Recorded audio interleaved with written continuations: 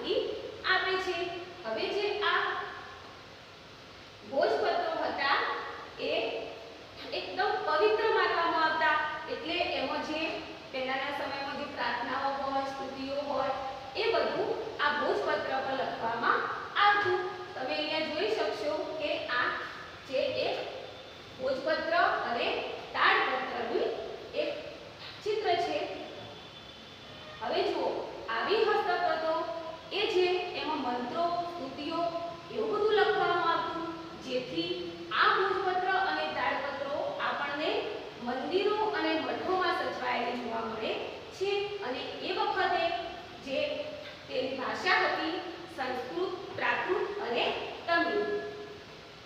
હવે એના ઉપરાંત તેમાં કવિતા, નાટકો, વાર્તાઓ, મહાકાવ્યો આ બધું પણ તાડપત્ર અને ભોજપત્ર પર લખેલું મળી આવે છે. તે પણ એક પોથી સ્વરૂપે સચવાયેલું છે, જેમાં તે વખતના માનવીના જે ધાર્મિક રીત રિવાજો, સામાજિક માન્યતાઓ, એમના જે એ વખતના જે રાજાઓ હતા એમની જીવનશૈલી, વિજ્ઞાન, શિક્ષણ, દવાઓ, પ્રાણીઓ વિશે મોટા પ્રમાણમાં માહિતી મળે છે. હવે આપણે જોઈએ ઇતિહાસ જાણવાનું બીજું સાધન અભિલેખો. હવે અભિલેખો એટલે શું એ આપણે સમજી લઈએ. તો ધાતુઓ અને પથ્થરો પર કોતરેલા કે લખેલા લેખને અભિલેખ કહે છે. આપણે આવા અભિલેખોમાંથી પણ ઇતિહાસ વિશે માહિતી મેળવી શકીએ છીએ. પહેલાના સમયના પ્રાચીન ભારતના અનેક રાજાઓ અને રાણીઓ તેમના જે રાજ્ય, વિજય, ધર્મ અને સંસ્કૃતિની માહિતી આવા અભિલેખો પર અંકિત કરાવતા.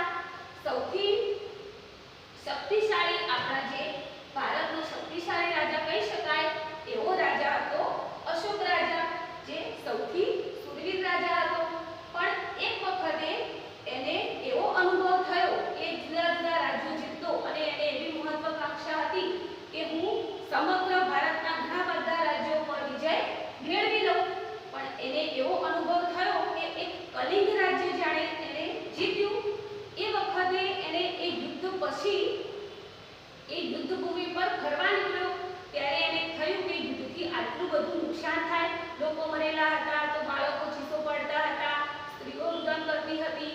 એ જોઈ અને એને જે યુદ્ધની નિર્થકતા હતી એ સમજાઈ ગઈ અને પછી એને બુદ્ધ ધર્મનું પાલન કર્યું અને બૌદ્ધ ધર્મ તરફ તે વળી ગયો અને એને ધર્મનું જ્ઞાન આપવા માટે, લોકોને સંદેશ પહોંચાડવા માટે એને એક શિલાલેખ કોતરાવ્યો અને એ કહેવાય છે અશોકનો શિલાલેખ, જે આપણા ગુજરાતના જૂનાગઢમાં આવેલો છે.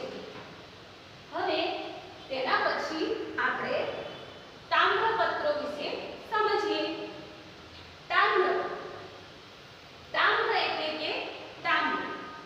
મનુષ્ય જે ધાતુઓ શોધી તેમાં સૌપ્રથમ એણે તાંબુ શોધ્યું. એટલે એણે આ તાંબાની જે ધાતુ હતી એ તાંબાના પતરા પર કોતરીને લખવામાં આવતું લખાણ એટલે કે તામ્રપત્ર. રાજાઓ એમનું જે વહીવટતંત્ર હતું, એમની જે દાનની માહિતી હતી એ બધું જ આ તામ્રપત્રો પર કોતરાવતા.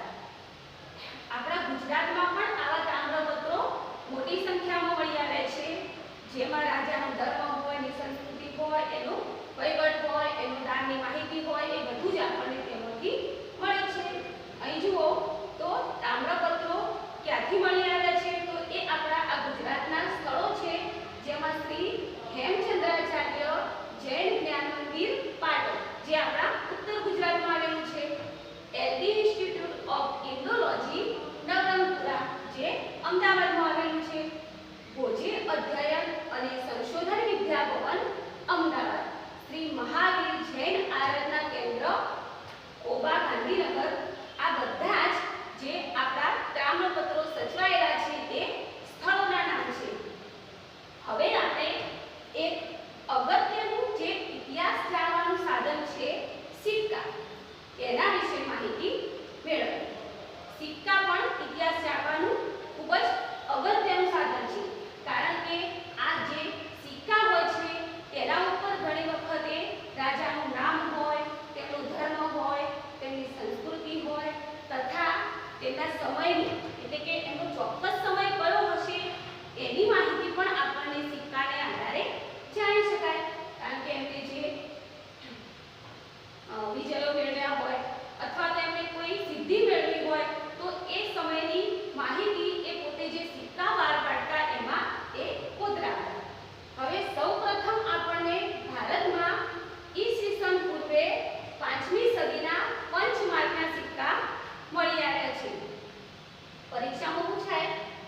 સૌથી જૂના સિક્કા કયા છે? તો ઈસવીસન પૂર્વે 5મી સદીના પંચમાર્કના સિક્કા એ સૌથી જૂના સિક્કા છે. આ સિવાય પણ જે ગ્રીક રાજાઓ હતા, મૌર્ય કાળ અને ગુપ્ત યુગ, બધા જ જે રાજાઓ હતા એ પોતે કોઈ સિદ્ધિ મેળવે કે કોઈ ધાર્મિક વિજય થાય તો એ લોકો સોના, ચાંદી કે તાંબાના સિક્કા બહાર પડાવતા. જે એક ચંદ્રગુપ્તે જે સિક્કા બહાર પડ્યા એ આપણે આગળના પાઠમાં ભણવામાં આવશે.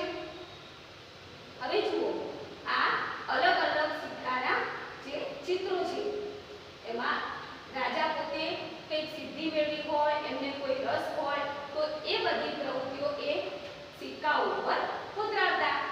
હવે પંચમાર્ક સિક્કા એટલે શું?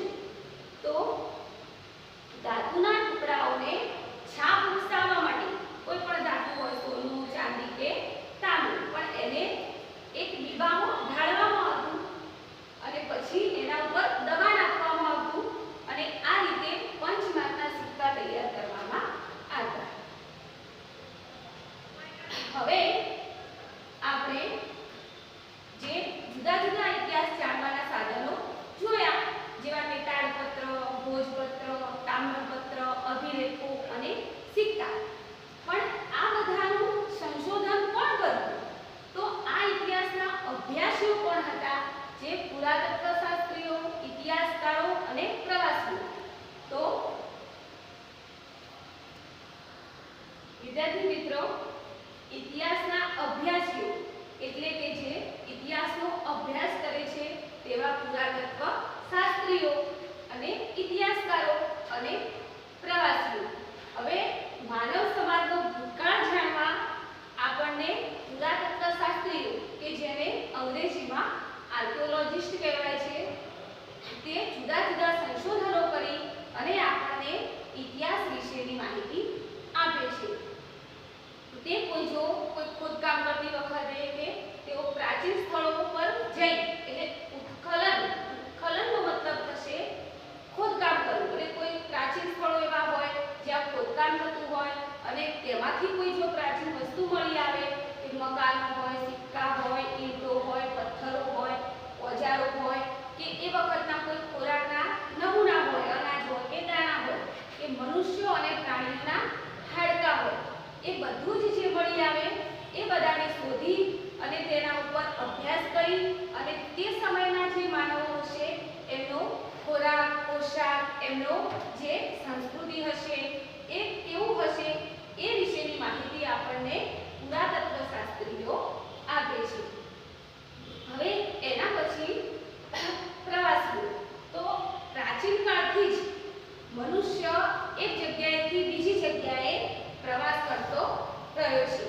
ઘણા પ્રવાસીઓ તો બીજા દેશમાંથી પણ જે આપણા દેશમાં આવીને આપણું જે જીવન છે, આપણી જે સંસ્કૃતિ છે એ બધાની નોંધ કરતા રહ્યા છે. આવા પ્રવાસીઓના જે પ્રવાસ વર્ણનો છે તેમાંથી પણ આપણને જે તે દેશના ઇતિહાસ અને સંસ્કૃતિની માહિતી મળે છે. તેમાં જોઈએ તો મેગેસ્થનીસ. આ મેગેસ્થનીસ એ એક ગ્રીક દેશનો રાજા જે સેલ્યુકસ હતો એનો સેનાપતિ હતો. એ આપણા ભારતમાં જ્યારે ચંદ્રગુપ્તનું રાજ્ય હતું એ વખતે આવ્યો અને એને આપણા જે ભારતનો પ્રાચીન સ્થળો હતા એ વિશે માહિતી મેળવી અને એનો એક ઇન્ડિકા નામનું જે પુસ્તક છે એમાં એને આપણા ભારતના જે પ્રાચીન બધી જે સંસ્કૃતિ છે, જે ધર્મ છે એ વિશેની માહિતી લખી. એના પછી પ્લિની, ફાયદિયાન અને યુએન્સન એ બધા જ જુદા જુદા મુસાફરો આપણા ભારતના પ્રવાસે આવ્યા.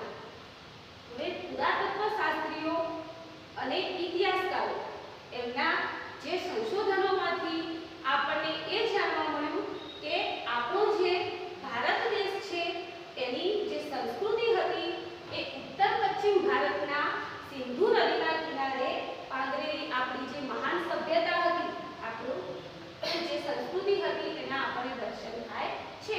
તમારે ઘણી વખતે પરીક્ષામાં પૂછાય કે ભારતની સંસ્કૃતિ કઈ નદીના કિનારે પાંદરેલી હતી? તો સિંધુ નદીના. ભારતમાં આજથી 45 પહેલા અનેક શહેરો અસ્તિત્વમાં હતા. તેના ઉપરાંત આપણી જે ગંગા નદી છે તેની આસપાસના જે ક્ષેત્રો હતા એમાં પણ આજથી 2500 વર્ષ પહેલા પણ ઘણા બધા શહેરોનો વિકાસ થયો હતો. તે બધું જ આપણે જે આ સંશોધનકારો જે હતા, પુરાતત્વશાસ્ત્રીઓ હતા, ઇતિહાસકારો હતા, એના સંશોધનોથી આપણે જાણી શક્યા. આ બધા સાધનોથી આજે ભોજપત્ર, તાડપત્ર, અભિલેખો, તામ્રપત્રો કે સિક્કા, આ બધા જ જે સાધનોના ઉપયોગથી એમના પર સંશોધન કરી અને આપણે તે સમયના માનવ સમાજના રીત રિવાજો, તેના ખોરાક, તેના પોશાક, તેની ટેકનોલોજી અને તેની સંસ્કૃતિ બધાની માહિતી આપણને મળે છે. એ ભારતના અનેક શહેરો અને અનેક ગામડાઓમાં પણ એ વખતે કેવા અનાજની ખેતી થતી હતી, કેવા અનાજ હતા, તો કપાસ, જવ, ઘઉં વગેરે, અને એના ઉપરાંત કેવા કેવા પ્રાણીઓ હતા.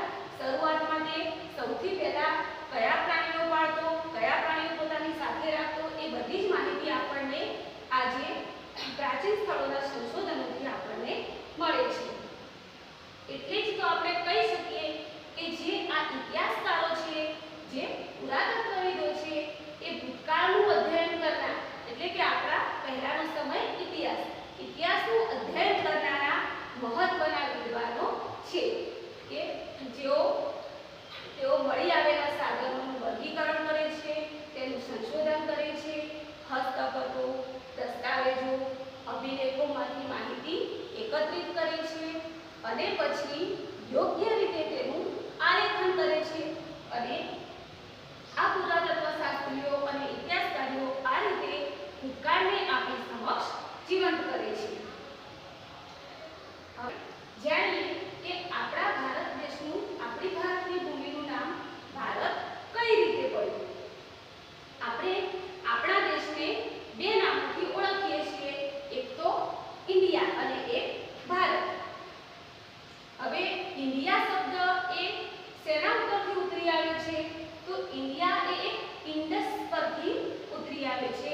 જે ઇન્ડસને સંસ્કૃત ભાષામાં સિંધુ કહેવાય.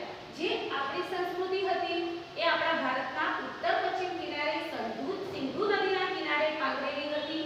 તેથી જ આપણી સંસ્કૃતિ એ સિંધુ સંસ્કૃતિ કહેવાય છે. અને સિંધુ એને આપણે ઇન્ડસ એવા નામથી ઓળખીએ છીએ. અને આ ઇન્ડસ પરથી આપણા ભારતનું નામ પડ્યું ઇન્ડિયા.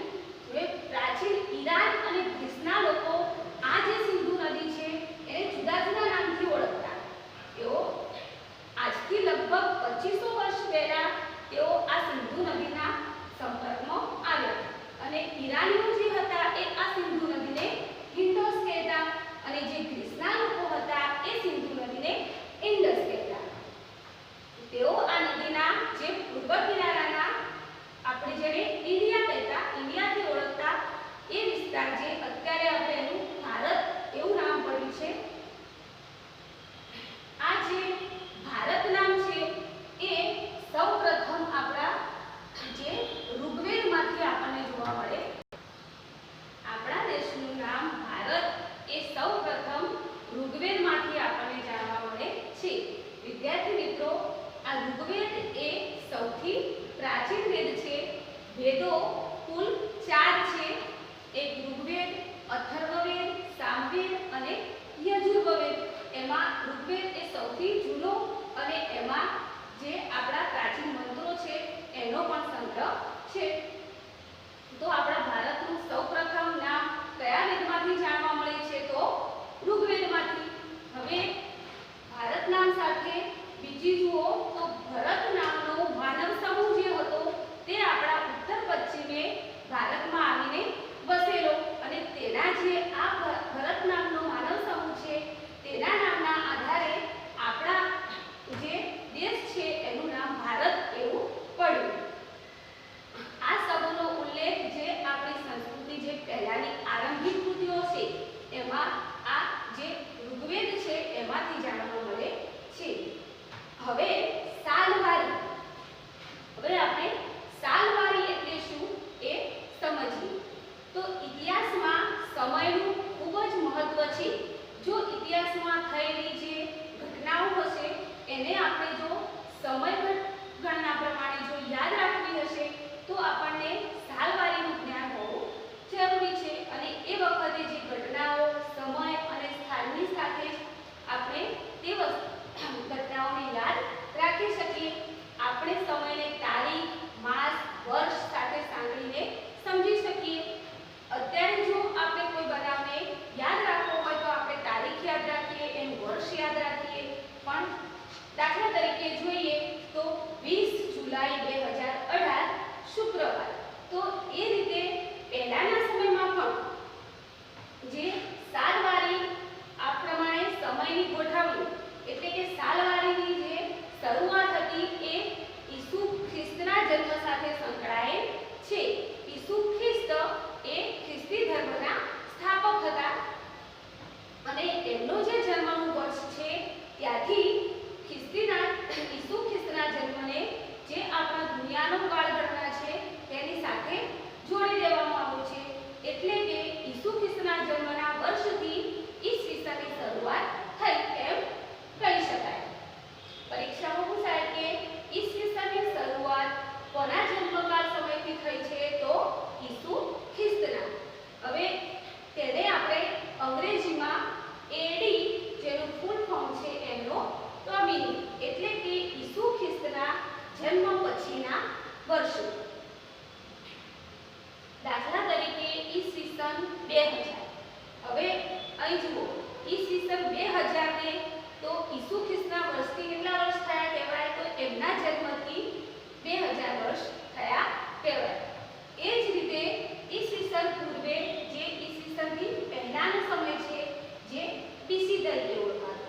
ઈસવીસન પછીનો સમય એડી તો ઈસવીસન પહેલાનો સમય બીસી કે જે બિફોર ખ્રિસ્ટ ઈસુ ખ્રિસ્તના જન્મના પહેલા. એટલે કે ઈસુ ખ્રિસ્તના જન્મના પહેલા ઉદાહરણ તરીકે જોઈએ તો ઈસવીસન પૂર્વે 2000 એટલે કે ઈસુ ખ્રિસ્તના જન્મના પહેલાના 2000 વર્ષ. અહીંયા આપણે એને જુઓ એક રેખાને આધારે જોઈએ. ઈસુ ખ્રિસ્તના વર્ષથી જે પછીના વર્ષો છે એ એડી તરીકે ઓળખાશે અને ઈસુ ખ્રિસ્તના જન્મના જે પૂર્વના વર્ષો છે પહેલાના વર્ષો છે તે બીસી તરીકે ઓળખાશે. હવે જુઓ ઘણી વખતે આ જે એડી એટલે કે એનો ડોમિની જેને એડીને બદલે સી અને બીસીને બદલે બીસી તરીકે પણ લખવામાં આવે છે. એટલે કે સીઈ એટલે કે કોમન ઇરા એટલે કે સામાન્ય કે સાધારણ યુગ. અત્યારનું જે ઈસુ ખ્રિસ્તના જન્મથી અત્યારનું જે એના પછીના યુગ છે તે. જ્યારે બીસીઈ એટલે કે બિફોર કોમન ઇરા એટલે કે સામાન્ય કે સાધારણ વર્ષ ઈસુ ખ્રિસ્તનો જે જન્મ છે એનાથી પહેલાના જે યુગ પૂર્વેનો જે સમય છે એ બીસી. હવે જુઓ આ જે ખ્રિસ્તી ધર્મ છે એ ફક્ત આપણા ભારત પૂરતો જ નહીં પણ એ વિશ્વના મોટા ભાગના રાષ્ટ્રો સાથે સંકળાયેલું છે.